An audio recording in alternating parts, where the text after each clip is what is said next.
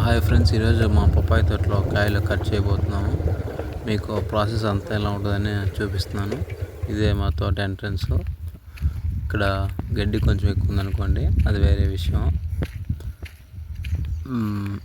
ఇక్కడ మొదట్లో కాయలు లేవు, మీకు తర్వాత చూపిస్తాను.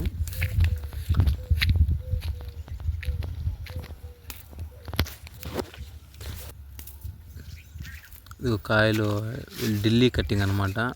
మొత్తం జస్ట్ ఫుల్ మాగిన కాయలు పీకరు వీళ్ళు. కొద్దిగా లైట్గా మీడియం నుంచి జస్ట్ కలర్లో కొట్టిండే కాయలు అన్నీ పీకేస్తారు అనమాట. జస్ట్ ఇలాంటి కాయలు. మళ్ళీ ఇటు పక్క ఫుల్ మాగించండి, ఇలాంటి కాయలు పీకరు. లైట్గా మాగిండే కాయలు పీకుతారు, ఇలాంటి కాయలు కూడా పీకరు. పచ్చికాయలు ఆల్మోస్ట్ జస్ట్ లైట్ ఎల్లో వచ్చిన కాయలన్నీ పీకేస్తారు. ఇలా చూసినట్లయితే ఇదే తోట, మొత్తం 6-7 ఎకరాస్ ఉందనుకోండి.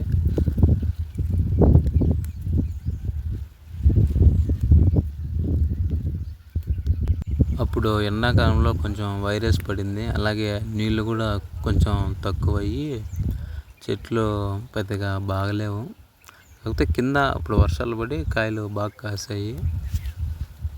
కొన్ని చెట్లు ఒక 20 కాయల దాకా కాసాయి, కొన్ని 10 కాయలు కాసాయి. దాన్ని బాగానే కాసాయి. ఇప్పుడు స్టార్టింగ్లో రేటు పెద్దగా లేదు, కానీ ఇప్పుడు రేటు పెరగడం వల్ల ఓకే అయింది.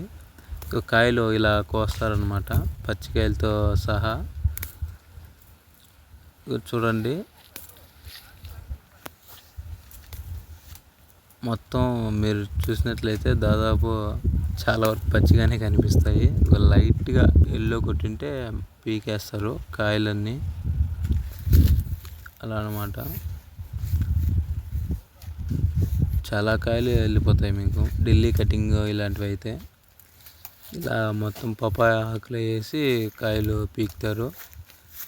వీళ్ళు రాజస్థాన్ వాళ్ళు అనమాట, ఎవరోళ్ళండి, అక్కడ వాళ్ళే కాయలు పీకుతున్నారు. ఇంకా మొత్తం కింద నుంచి చూసినట్లయితే ఇలా జస్ట్ లైక్ ఇలా ఎల్లో వచ్చింటే మొత్తం పీకేస్తారు.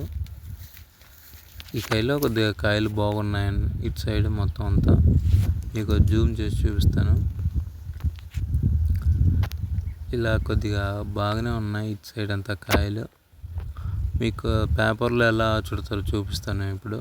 చూడండి, ఇలా ఆకులు వేసి దాన్ని మళ్ళీ ప్రతి కాయని పేపర్లో కట్టి వేస్తారనమాట. ఇలా పేపర్లో కట్టి అయిన తర్వాత మొత్తం వీటన్నిటిని మొత్తం ఎత్తుకొని వెళ్ళి లారీలో వేస్తారు. ఇది చూడండి, మొత్తం అంతా పేపర్ ప్యాకింగ్ చేశారు. ప్రతి కాయని ఒక పేపర్తో ప్యాకింగ్ చేస్తారనమాట. సో హాయ్ ఫ్రెండ్స్, ఇది ఇవాళ వీడియో. ఇంకేంటి సంగతులు మరి? ఏమైనా ఉంటే కామెంట్ సెక్షన్లో చెప్పండి, లోటుపాట్లు మనం తర్వాత చూద్దాం నెక్స్ట్ వీడియోలో.